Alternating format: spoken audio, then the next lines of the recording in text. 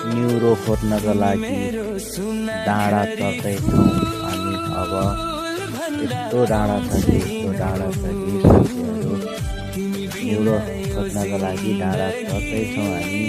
Neuro चाहिँ भेट्छौँ भेट्दैन थाहा छैनौँ, हामी चढ्न त चढिरहेको खोज्दैछौँ।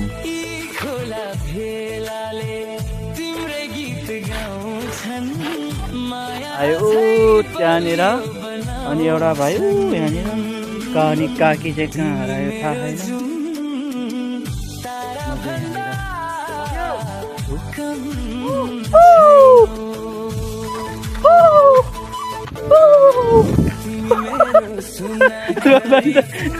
त्यहाँनिर त ओर्दिन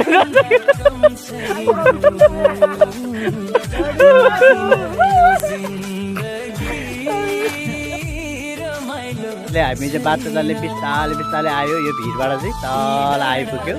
हो यो भाइ चाहिँ आउन नसकेर चाहिँ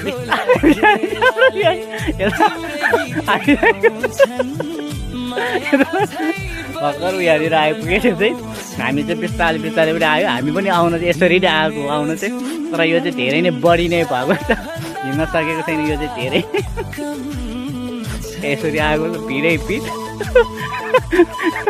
हामी पनि यसरी आएको आउनु यसरी अझै। अब यतिसम्म त आयो, अब फेरि यहाँबाट कहाँबाट जाने हो? फेरि यहाँनिर तल कोल्छ छ, फेरि यहाँनिर बाटो कहाँबाट हो? फेरि यहीँबाट अड्केको छ फेरि हामी। ल भनेको यस्तो भेटेको छ।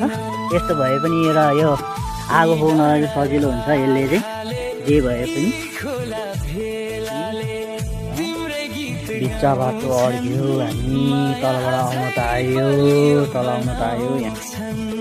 हेलो साथीहरू, हामी चाहिँ तलबाट चाहिँ यो बाटोबाट आएको है। आउँदा त सिधा थियो, आउँदाखेरि त यता पनि भिड, अनि फेरि यता पनि भिड, अनि यस्तो माथि जाँदा पनि पुरै सिधा बाटो छ, तर यता पनि भिड। अब हामी घर जाने चाहिँ कताबाट हो थाहा छैन।